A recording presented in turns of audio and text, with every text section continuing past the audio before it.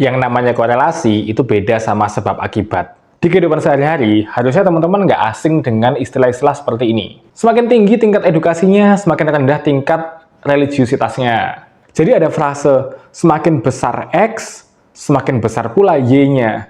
Atau sebaliknya, semakin besar X, semakin kecil Y-nya. Nah, itulah kenapa kita punya korelasi positif dan korelasi negatif. Yang positif ini misalnya, semakin lama jam belajarnya, semakin tinggi nilai ujiannya. Nah, terus ada yang korelasi negatif. Contohnya misalnya, semakin lama nih jumlah main sosmednya, makin rendah nilai ujiannya. Nah, korelasi ini fungsinya buat apa? Supaya kita bisa memprediksi. Misalnya seseorang belajar 4 jam nih. Kita bisa memprediksi bahwa nilainya dia ya akan kurang lebih di sekitar sini. Nah, cara ngambil datanya gimana? Kita gunakan survei. Misalkan ada 100 siswa. Kita tanya, berapa jam kamu belajar, terus nilai ujiannya berapa? Orang pertama nih, belajar 1 jam, nilainya cuma 60 gitu. Terus orang kedua, belajarnya 2 jam, nilainya 70. Ada lagi yang belajar 2 jam, nilainya 90. Kita kumpulin semua datanya, jadi kita punya banyak titik-titik di sini. Terus, semakin rapat titik-titiknya dengan garis prediksi kita, artinya semakin kuat korelasinya.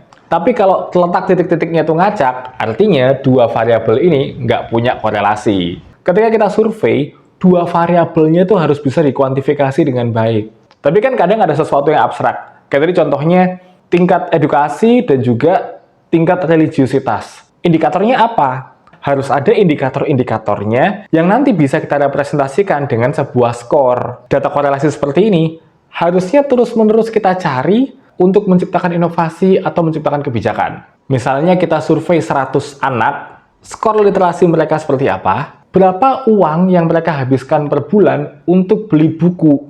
Kalau misalnya ada korelasi positif yang cukup kuat, apakah itu artinya untuk meningkatkan literasi siswa kita perlu memberikan uang? Belum tentu. Karena yang namanya korelasi itu bukan sebab akibat. Di sini kita belum bisa menyimpulkan bahwa budget beli buku akan meningkatkan skor literasi siswa. Bisa jadi budget itu mempengaruhi skor, atau bisa jadi sebaliknya. Karena literasinya bagus, justru akhirnya dia beli buku lebih banyak. Atau ada faktor lain yaitu Z yang mempengaruhi X dan Y.